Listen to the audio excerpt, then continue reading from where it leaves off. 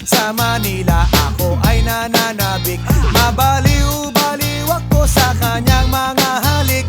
Okay lang di maiwasan na mamiss paminsan-minsan, pero pag kami nakita aking panggigigilan, di ko siya titigilan when she comes. Di ko siya titigilan when she comes. Di ko siya titigilan, di ko siya titigilan, di ko siya titigilan when she comes. Kay ganda ng aming samahan at walang nanlalamig, mas pa sa mag-asawa ang aming